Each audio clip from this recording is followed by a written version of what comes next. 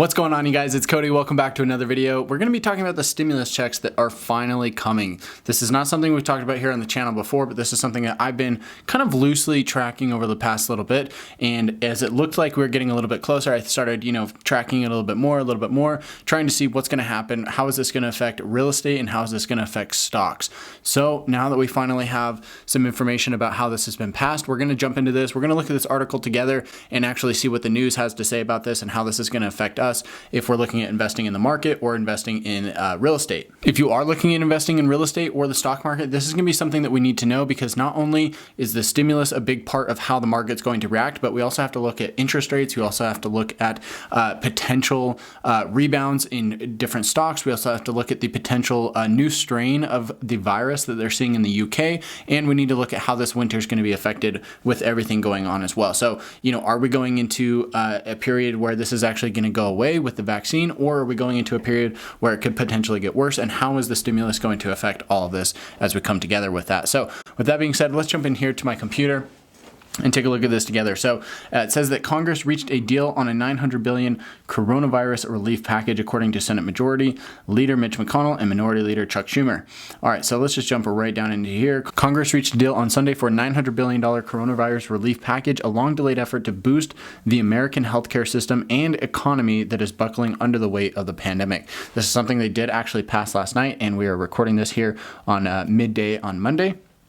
And taking a look at this. So I haven't even looked at this article yet. I'm just going through this here together with you guys. Congressional leaders announced agreement on a bill which would send new federal assistance to households, small businesses, and healthcare providers for the first time in months, and provide $1.4 trillion to fund the government through September 30th. It seems like this is always something that keeps coming up. Oh, the government needs an extension. They need an extension. They keep running up against these extensions. You'd think they'd figure out somehow to keep it open, because look, they're going to keep it open. There's basically no way they can't without entirely destroying the U.S. economy and the government itself. They have to keep it open. So hey, just figure something out to get this going for 3 years so we don't have to keep coming back to it. It's a wasted time, and it's the reason why people hate working with the government or hate, the government itself, is because you keep coming back to these stupid issues and wasting time on them when, really if you just figure something out that would work for the long term, you wouldn't have to keep revisiting this.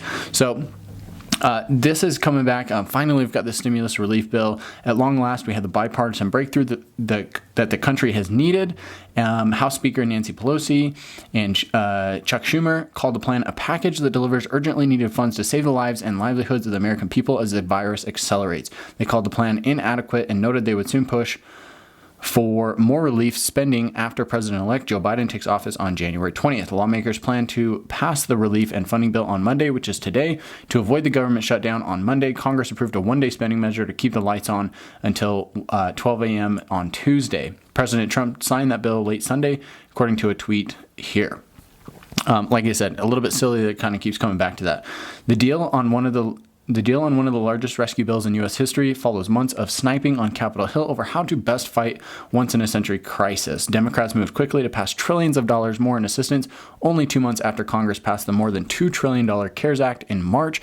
The GOP at first downplayed the need for more aid, then in the summer embraced a more limited approach than the Democrats desired. So what this is basically saying is that after we got that $2 trillion bill in March, the Democrats said, hey, we need another couple trillion. Republicans were saying, hey, no, we want to keep this under $1 trillion. We could not come to an agreement, which is kind of crazy. If you've been watching this over the past couple months, it seemed like nothing was getting done and neither side could agree, even though there's a lot of people out there suffering. It seems like the rich people are continuing to get richer and continuing to succeed, and then the poor people are the ones who are about to get kicked out, the ones who don't have food, the ones who don't have housing, the ones who don't have jobs, and it's just kind of been this divide, that we can't really come to an agreement on as far as how to move forward with this. So it's a little bit ridiculous, but let's move on here in the article again. What's in the bill? The relief plan includes direct payments of $600 to most adults and $600 per child. Now, there is a phase-out period on this, which I think it's going to mention here in just a second. The Democrats said it would put $284 billion into Paycheck Protection Program, small business loans, and include funds for loans from small and minority-owned lenders. It would direct another $20 billion to small business grants and $15 billion to live event venues. It would also add a $300 federal unemployment supplement and temporarily keep in place pandemic-era programs that expanded unemployment insurance eligibility. It was not immediately clear how long each of those measures would last. If the jobless benefits expansion expires the day after Christmas, 12 million people would lose unemployment insurance. Now, coming down here a little bit further, the rescue package was also set to send relief to hospitals, many of which have struggled to keep up with the flood of COVID patients, and it would also put $82 billion into schools and colleges, according to Pelosi and Schumer, and would expand Pell Grants. The plan directs $25 billion into rental assistance and extends a federal eviction moratorium for an unspecified amount of time. I think this is a little bit interesting. They're putting $82 billion into schools and colleges, whereas only $25 billion is going into rental assistance and extending that federal eviction moratorium. I think that's a little bit crazy. People are getting kicked out of their houses. People are facing eviction. People are in a very tight spot when it comes to money, mostly due to unemployment because they can't work because their business isn't open. But here we are putting $82 billion into schools and colleges, but only $25 billion into rental assistance for these people who are looking at getting, basically put out of their house. I think that number is a little bit skewed. I don't know the specifics or the details of that, but look, I think we should be putting more money into the rental program than into colleges that are, that are basically, let's say, so expensive that so many people are in student debt, and there's so many issues with that. The money should be going into helping people keep their house rather than, keep the schools afloat, at least in my opinion. Let's come down here a little bit further. The plan includes $45 billion for transportation, including $15 billion for airline payroll assistance. Let's see here. Let's come down here a little bit more. The deal comes too late for the nearly 8 million people estimated to have fallen into poverty since June. Many in Congress say the proposal will not go nearly far enough to address the scope of the health and economic crises. A $600 weekly supplement that buoyed millions of jobless Americans in the early months of the pandemic expired over the summer, and it took Congress months to agree to reinstate it. So this is a little bit interesting here, looking at this too. So many people going into poverty, and look, we're going to get $600, and I believe it's $600 up to $75,000 of income for the year of 2019. It actually doesn't say it in here, but there is a phase out period on that, and I believe it's $75,000 if you're filing as a single person, or it's $150,000 if you're married filing jointly. You also get $600 per dependent. So if you made up to $150,000, you should get $600 each for you and your spouse. And then $600 for any dependents as well. The phase out, I believe, is $5 per 1,000. I could be wrong. I could totally be wrong on that, so don't quote me on that. But there is a phase out. So if you earned more than that, you're probably not going to be getting a check here in the next little bit. These checks are supposed to come as early as next week. So hopefully they do come. But I mean, looking at these, man, it's like, look, you get $600. Like, yeah, we'll take it. Yeah, that's something that we're grateful for. But like $600 does not really go that far. When you actually think about everything you got to pay for, whether it's rent, it's food, it's clothes, it's your phone bill, it's utilities, it's all this stuff that you have to pay for. $600 really doesn't go that far. There's been a lot of people struggling for months and months and months on end. And here we are, $600 is going to buy you like a week, maybe two. It's really not that much money, especially for like a family. If you got kids or anything like that, it's just really not that much money. It's kind of unfortunate. It's like, hey, let's not be upset about what we get. At least the government is giving us something. They should be giving more, but hey, at least they're giving us something. But like at the end of the day, I mean, $600 is just not going to go very far. And honestly, I like the phase out. I like the phase out thing. There's a lot of people who have done really well during this pandemic that don't need the money. And so that money should be redirected into other businesses, other people, other industries that do need the money and the help. And so I do think that that's a smart play about this. But the thing I really want to talk about and kind of bring this full circle on is how is this going to affect the stock market and real estate? I think that even though the Treasury and the Fed is printing so much money right now, that I think that even though everybody's kind of expecting inflation and expecting that to happen, I don't know what's going to happen on the inflation side. But as far as like how that's going to affect real estate and affect the market itself, what I see happening there is I see, at least in my own market, as a real estate agent, as a real estate investor, as somebody who looks at real estate every single day, I see interest rates continuing to be low. I think they'll be under 3% for the near future and at least under 4% for at least the next couple of years. I don't see them rising any higher than that. I just don't think that's going to happen. I think right now where they're at, is a pretty good middle ground. I know that just like a week or two ago, they hit an all-time low. I think it was like 2.5% or something even lower. It's pretty crazy how low they've been.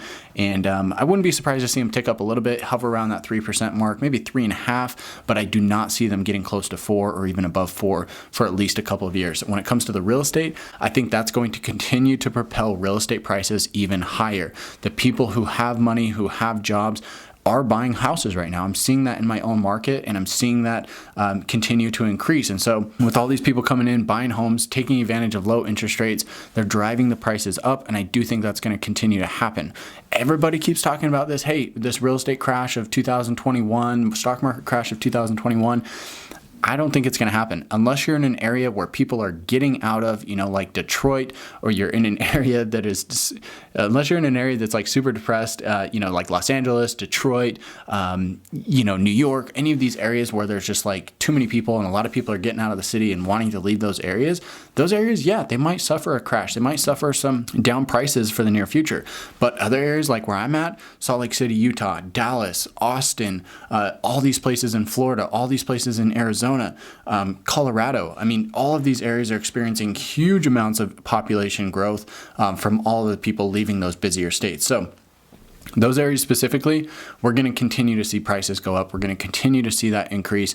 I would not be surprised to see 5 to 10% appreciation in 2021 in those areas. So if you're looking at making that move, if you're looking at jumping into a house, I would say just jump in sooner than later. Take advantage of the low interest rate. Take advantage of the fact that the price is very likely going to be lower now than it will be in the future. So that's how I think this is going to affect real estate, which is really my bread and butter. I think I know that world pretty inside and out just from seeing what's happening in the market every single day.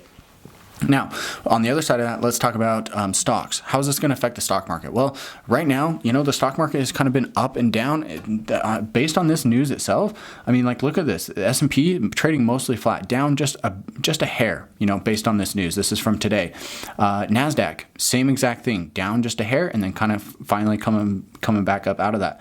The Dow, same thing. Dropped a little bit as the market opened and now climbing back up out of that. So we're basically hitting all-time highs for a lot of these different industries, and the stock market itself is hitting an all-time high as well. And it's pretty crazy just to see how the stock market continues to climb higher and higher and higher. And I think it's because the Fed is printing so much money. A lot of that money is flowing into the stock market. People are trying to find deals wherever they can. They're trying to get their money invested to help offset inflation and to take advantage of low interest rates. So with all these different factors flowing into the stock market, I think, honestly, as a whole, the stock market will probably continue to increase unless we have another virus outbreak, unless we have another, a government shutdown or something crazy happen.